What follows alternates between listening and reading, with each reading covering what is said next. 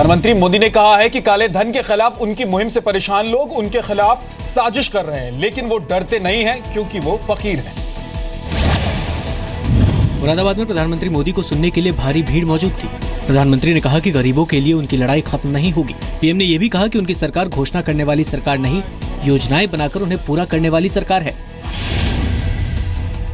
ज्यादा से ज्यादा ये मेरा क्या कर लेंगे भाई, मैंने बताइए क्या कर लेंगे। अरे हम तो फकीर आदमी हैं, झोला लेके चल पड़ेंगे जी। ये भ्रष्टाचार ये कहेगा अब मोदी जी आप आए हो, मुझे डर लगता है मैं जाता हूं, जाएगा क्या?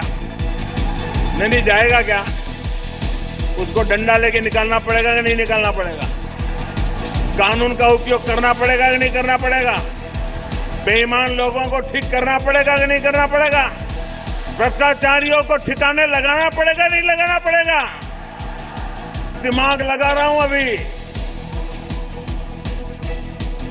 मैं दिमाग खपा रहा हूं। ये गरीब के खाते में जिन्होंने गैर कानूनी तरीके से डाला है वो जाए जेल में और गरीब के घर में जाए वो रुपया। बीजेपी उत्तर प्रदेश के अलग अलग जिलों में परिवर्तन यात्रा निकाल रही है। पीएम इससे पहले गाजीपुर, आगरा और कुशीनगर में परिवर्तन रैली कर चुके हैं। प्रधानमंत्री मोदी 7 साल बाद मुरादाबाद पहुंचे थे। बीजेपी ने यूपी में 5 नवंबर से परिवर्तन रैली की शुरुआत की थी। अहमदाबाद का एक व्यापारी करीब 14,000 करोड़ का काला धन घोषित करके अचानक से गायब हो गया। अहमदाबाद के व्यापारी महेश शाह ने इनकम डिक्लेरेशन स्कीम 2016 के तहत कुल 13,860 करोड़ का कालाधन घोषित किया था। महेश शाह ने स्कीम के आखिरी दिन यानी 30 सितंबर को अपने चार्टर्ड अकाउंटेंट को साथ ले जाकर अहमदाबाद में इनकम टैक्स के दफ्तर में अपना कालाधन बताया था। लेकिन जब स्कीम के तहत पहली किस्त के रूप में करीब 1500 करोड़ रुपए टैक्स भरने की बारी आई तो महेश शाह गायब हो गया। यहाँ तक कि उसने अपना फोन भी बंद कर लिया। अब इनकम टैक्स विभाग महेश शाह की तलाश में लगा है। नहीं, मेरी बात नहीं हुई, हफ्ता होने को आएगा, मेरी उनसे कोई बात नहीं हुई। मुझे अभी किधर है करंट सिचुएशन मुझे नहीं पता, मेरी कोई बात भी नहीं हुई। वो मेरे साथ आए थे इनकम टैक्स ऑफिस पे डिक्लेरेशन करने के लिए। मैंने उनको समझाया था पूरा स्कीम और उन्होंने पूरा जो आईडी स्कीम था, आईडीएस स्कीम, उसके तहत कैसे टैक्स होने वाला है, क्या भरने का आएगा, क्या क्या इसके रिपरकशन हो सकते हैं, वो सब समझाया था। अहमदाबाद के एक साधारण इलाके में 67 साल के महेश शाह का घर है। ज्यादा पढ़ा लिखा नहीं है। महेश शाह के कारोबार के बारे में भी बहुत ज्यादा जानकारी नहीं है। अहमदाबाद और मुंबई से काम करता है। पिछले 2-3 साल के इनकम टैक्स रिटर्न में शाह ने अपनी आमदनी 2 से 3 लाख रुपए सालाना ही बताई थी। कहा जा रहा है कि महेश शाह ने दूसरों के काले धन को अपने नाम से सफेद किया था। देश भर में नए नोट की किल्लत है। नए नोट के लिए लोग अपना कामधाम छोड़कर बैंक और एटीएम की लाइन में खड़े हैं, लेकिन गुजरात के पालनपुर में नोटबंदी के दौरान भी नोट लुटाए जा रहे हैं।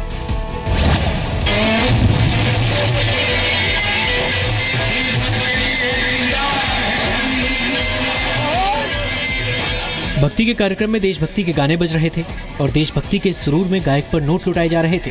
लोकगीत गायक कीर्तिदान गढ़वी मंच पर बैठकर गाने सुना रहे थे और पीछे खड़े लोग उन पर 2000 के नोट लुटाते रहे। ये कार्यक्रम 1 दिसंबर को पालनपुर के पास मुक्तेश्वर महादेव मंदिर में आयोजित हुआ था। कहा जा रहा है कि कुल मिलाकर लाखों रुपए के 2000 के नोट उछाले गए। ऐसे धर्म के क्षेत्र में डोनेशन करो, तुम रुपये खर्च करो, अपने काम के लिए वापरो, उनकी बंदी नहीं है। लोग अपने रुपये कहीं भी उड़ा सकते हैं और गुजरात की प्रजा धर्म के लिए हर हमें सबसे पहले रहती है। पैसा कहाँ से आया? एकदम से किसान को अपने खेत के लिए 2000 रुपया नहीं मिल रहा है, बैंक पैसा नहीं दे रही, एटीएम में पैसा नहीं होता है और ऐसे माहौल में ऐसे पैसा उठा, मैं मानता हूँ कि बहुत शर्मजनक चीज है। लोकगीत गायक कीर्तिदान गढ़वी जब गाते हैं तो अक्सर इस तरह के नोट लुटाए जाते हैं। सितंबर में सूरत में उरी के शहीदों को श्रद्धांजलि देने के लिए आयोजित कार्यक्रम में भी कीर्तिदान गढ़वी पर नोट लुटाए गए। कहा जाता है कि सितंबर में सूरत के कार्यक्रम में कीर्तिदान गढ़वी पर करीब 2 करोड़ के नोट लुटाए गए। और इस तरह नोट उछालना नोट को लेकर बनाई गई गाइडलाइंस के खिलाफ है। देश भर में नेशनल हाईवे के टोल प्लाजा पर आज से टोल की वसूली शुरू हो गई। नोटबंदी का फैसला लागू होने के बाद कल आधी रात के बाद देश भर में नेशनल हाईवे टोल प्लाजा पर फिर से टोल लगने लगे हैं। लोगों के पास नकदी की कमी को देखते हुए सरकार ने टोल प्लाजा को 25 दिनों तक टोल फ्री कर दिया था। अब जो नई व्यवस्था है उसके मुताबिक 3 दिसंबर से लेके 15 दिसंबर ये वो समय रहेगा जब आप किसी भी टोल नाका से निकलेंगे तो अपना जो पुराना 500 रुपये का जो नोट है उसको देकर अपना टोल भर सकते हैं और अपना सफर कर सकते हैं। गुजरात के जितने भी ये टोल नाके हैं उसके ऊपर खास तौर पे पेटीएम की व्यवस्था आने वाले कुछ दिनों के अंदर लग जाएगी, लेकिन यहाँ पे 500 की नोट लेना बंद हो गया है और आम आदमियों को खास तौर पे अगर देखा जाए तो आम आदमियों को इस पूरे मामले से कोई मुश्किल नहीं हो रही है। नेशनल हाईवे पर कई टोल प्लाजा को कैशलेस बनाया गया है। वहाँ स्वैप मशीनें लगाई गई हैं। 200 रुपए से ज्यादा का टोल होने पर 15 दिसंबर तक 500 के पुराने नोट भी चलेंगे। फास्टैग कार्ड खरीदने पर भी 15 दिसंबर तक 500 के पुराने नोट चलेंगे।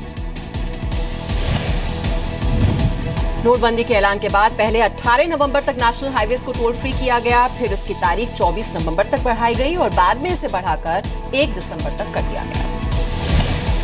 पंजाब में पठानकोट बॉर्डर पर पाकिस्तान की तरफ से घुसपैठ की कोशिश नाकाम कर दी गई। बीएसएफ ने पंजाब से सटी भारत पाकिस्तान की अंतर्राष्ट्रीय सीमा के पास घुसपैठ की एक कोशिश को नाकाम कर दिया। गुरदासपुर जिले में पठानकोट के पास बीएसएफ के जवानों ने एक पाकिस्तानी घुसपैठिए को मार गिराया। बामियाल सेक्टर में ढींडा पोस्ट पर बीएसएफ ने इस कार्रवाई को अंजाम दिया। पाकिस्तान की वहां से इन्फिल्ट्रेट करने की कोशिश का मतलब ये है कि वो टेररिस्ट को वहां से पंजाब में या जम्मू कश्मीर कहीं किसी तरफ भी भेज सकता है इन्फिल्ट्रेशन करने के बाद। इन्फिल्ट्रेशन तो लगातार चलती रही है, इस साल पहले सालों से ज्यादा हुई है। इस साल तो खबर है कि विंटर में भी इन्फिल्ट्रेशन चलेगी। इसी साल जनवरी में घुसपैठ के बाद पठानकोट एयरबेस पर 4 पाकिस्तानी आतंकियों ने हमला किया था। पठानकोट एयरबेस पर हुए आतंकी हमले में 7 जवान शहीद हुए थे। जुलाई 2015 में भी पाकिस्तानी आतंकवादियों ने गुरदासपुर के दीनानगर में हमला किया था। झारखंड की राजधानी रांची में ट्रेन की छत पर खतरनाक स्टंट किए जा रहे हैं। तस्वीरें रांची लोहरदग्गा पैसेंजर ट्रेन की है। ट्रेन की छत पर खड़े इन 3 लड़कों को देखिए। ट्रेन तेज रफ्तार में चल रही है और ये तीनों ट्रेन की छत पर खड़े हुए हैं। इनके पीछे के डिब्बे पर एक और लड़का जेब में हाथ डालकर खड़ा है। कभी भी हादसा हो सकता है, लेकिन इन्हें कोई रोकने वाला नहीं है। स्टेशन पर तैनात कुछ गार्डों का कहना है कि उन्होंने कई बार इन लड़कों को ऐसा स्टंट करने से रोकने की कोशिश की, लेकिन वो मानते नहीं हैं। रांची से लोहरदग्गा के बीच की दूरी करीब 70 किलोमीटर है। सफर तय करने में 1.5 घंटे का वक्त लगता है।